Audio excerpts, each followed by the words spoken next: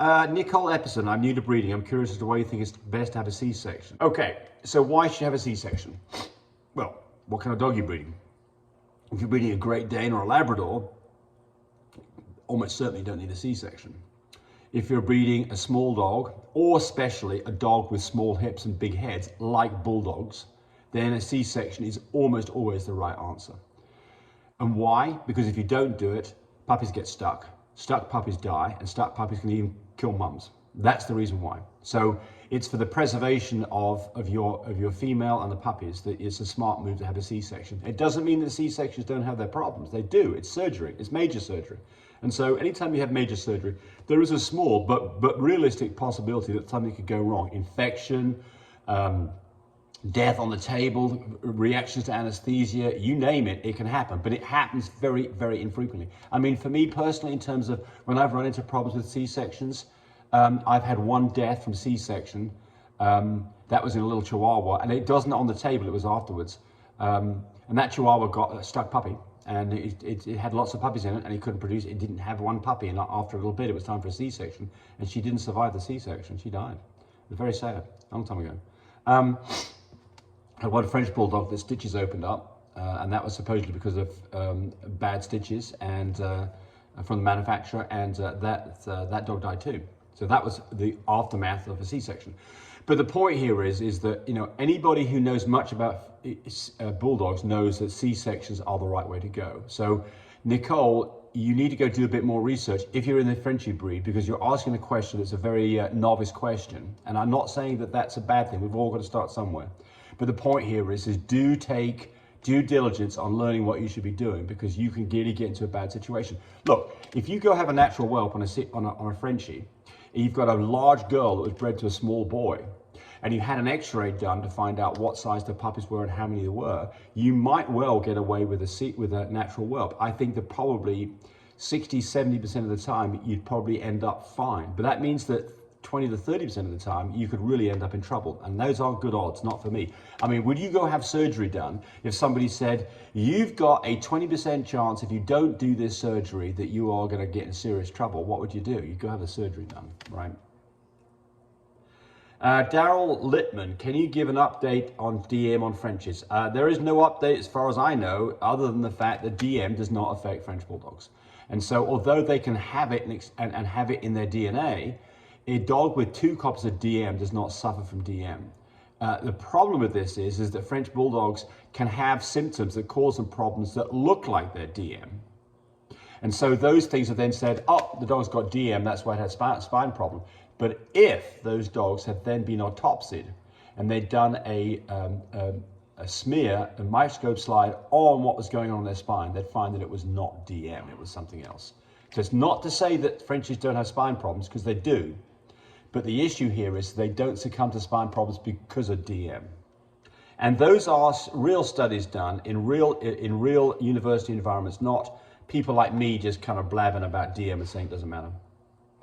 Christina Carey, I want to buy extra thermostat and tape for my well box. Why is it cheaper to buy the whole system again instead of buying extras?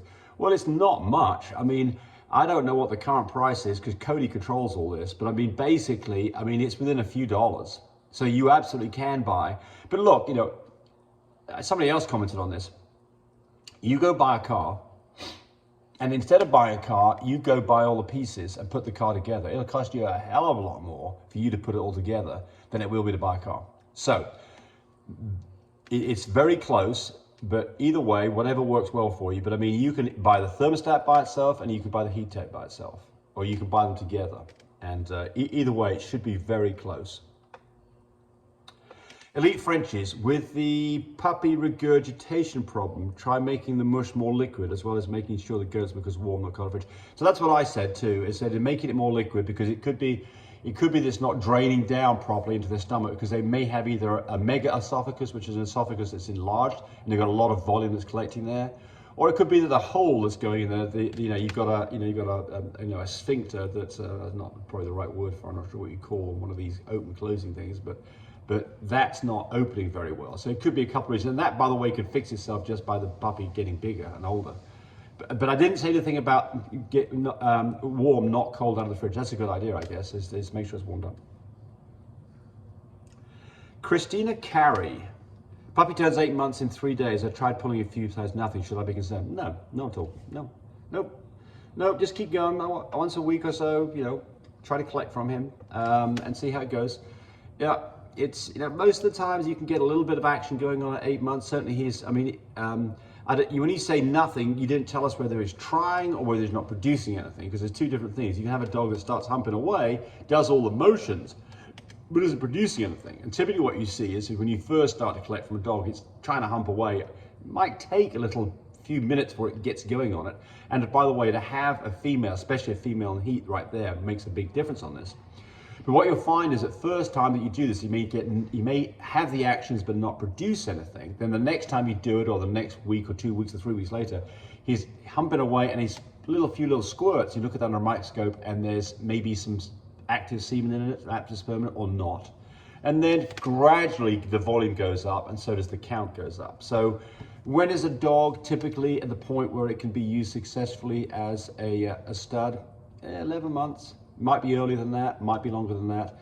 I mean, if you're, a year and 3 months and he's just producing totally clear prostatic fluid and there's no semen at all, you've probably got a problem. That doesn't happen very often. Not a common thing at all. It's never happened to me personally, but I have had other people's dogs who've done this. And the outcome of, I've had some where they're not producing anything, but then even in older dogs, and then all of a sudden it all corrects itself and it works properly. And I've had dogs that never produce anything at all. And by the way, the dogs don't produce anything at all. At some point you need to neuter them because they reduce their chance of testicular cancer. Ian Edwards, I have a bully. She has a normal heat for the first 5 or 6 days. Then we did a test. Was a 5. We took her back 3 days later. She was at a 4. We've now tested her every 2 or 3 days for the last 3 weeks.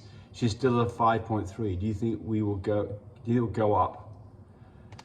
Well, okay. So the first thing is if you're getting results that are always a 5.3, I'd question the machine. So how do you know that the machine is in fact working right? There's things that can go wrong at doing project, especially if you get numbers that are almost exactly the same. That would concern me, and I would probably go to a third party and get another test done just to make sure that the machine was correct. Look, there's a very good chance the machine is right, but you've got to rule it out. What can go wrong with the machine? Bad test kits, bad machine. So those are the things that can go wrong with the machine. So those two things can happen. I've seen them happen, and they are realistic issues.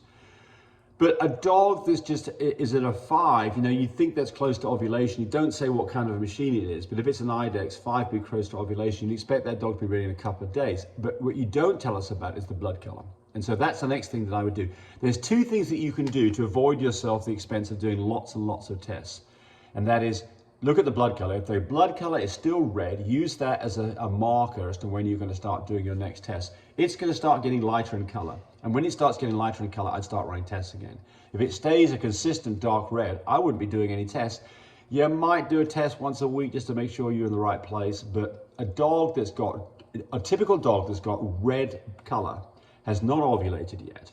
And that dog is still 4, 5 a week, 10 days away from being ready. The other thing you can do is vaginal cytology, and you can do this yourself. It does require a microscope. You'll have to have some microscope slides, which are dirt cheap on Amazon. You have to have some stain. But basically what you do is you basically take a Q-tip, push it up inside the vulva, wiggle it around a little bit, take it out, and then you take your microscope slide and you roll that Q-tip on the slide so it produces a line of basically material that came off the vaginal wall. And you then stain that, you look for what are called cornifications. So what you're looking for is either they look like little fried eggs, she's not ready, or they look like cornflakes with no centers to them, she is ready, or something in between the two. And that's a great way of getting a visual, quick indication of what's going on. You can do that yourself in minutes. And if you've got a dog that you're costing $100 a test, and you've got to have 8 or 10 tests done, you can run $1,000 into this. You could have bought yourself a microscope and done all this for half that price and have the microscope afterwards.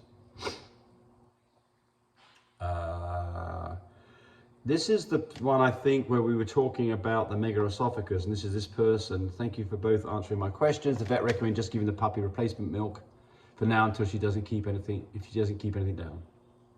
I thinned out raw canine starter mousse and she couldn't keep that down. I had my little 5-week-old pup throw up even after nursing on mum for a short period. She has, read more, she has, acts like she wants to eat. Right, well, I mean, the one thing you didn't follow up on, which we suggested, or I suggested you do, is at some point do an ultrasound to find out whether she's got megaesophagus. Look, one way you can overcome this problem if you get into real trouble is you can tube feed. But I mean, you know, at some point you can't tube feed. You could tube feed for a long time. I mean, look, there's people who are in comas and, you know, they have a nasal gastric tube put in and they get fed through that. It's not like you can't do this, but you got to find out what the problem is. Young fella, I have a red sable. What would be a great color to breed wise? Well, I mean, the next thing, young fella, is what other colors are present. You know, if you've got blues or creams or chocolates, tan point, well, you've got tan points present. If you've got those things present, then I mean, I'd choose a dog that has those colors to get those colors out of the puppies. Otherwise, the safe thing to do is breed to a non-brindle dog. And a non-brindle dog is going to be a fawn dog, doesn't have any other colors. And that will produce you more fawns and red sables. If she's a sable, she's ATAY, which means you can produce tan points, which means you could produce black and tan to do other color present. If you produce a dog that doesn't have brindle, is not blue or cocoa or cream, and is ATA or ATAT, that is a black and tan. So you could produce black and tans from that dog. That would be interesting. I like black and tans. So here's one's asking me about the price of dogs. I mean, it's so subjective, and you know, it's all about the conformation of the dog, and it's all about what's going on in the marketplace, because the marketplace is definitely depressed right now. So it's hard for me to give you anything that's particularly meaningful. But so how much would a quad or tri-carrier fawn be? And are females or males priced differently? Yes. Typically, females are more sought after than males, and consequently their prices are higher. So what is the price of a fawn dog? $3,000.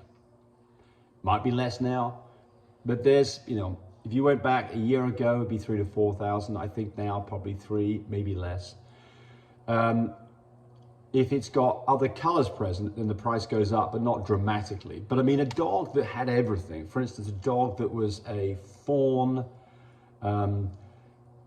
that carried tan points, that carried blue, carried cocoa, carried testable chocolate, carried cream, that would definitely be a more expensive dog, and it might be twice the value. So that might be a $5,000 or $6,000 dog. And by the way, that's a dog that I think for somebody who's wanting to get into the breeding Frenches is a great dog to buy, because it's quite a bit less expensive, but it can produce all these wonderful colors. So that's an interesting dog in my book. Don't call me up for them, I don't have them. So people, I say, because I did a video on what's the best bang for the buck, and that is the dog, by the way. That's the best bang for the buck. But so can you find it? Yes. Will you pay a bit more for it over a regular fawn? Yes, but not a lot more probably. And I think that is it. So everybody have a good day. Bye. Watching the video. I really appreciate people who subscribe to me. It helps me, encourage me to do more of these videos. But do remember, disclaimer here, I am not a vet. I'm not a licensed medical professional. I'm purely a person who's been breeding dogs for the last couple of decades. Any information that you got from this video, use at your own risk. There's nothing implied here, and certainly this should not be used as a substitute for advice from your veterinarian or your medical professional. I hope you enjoyed the video.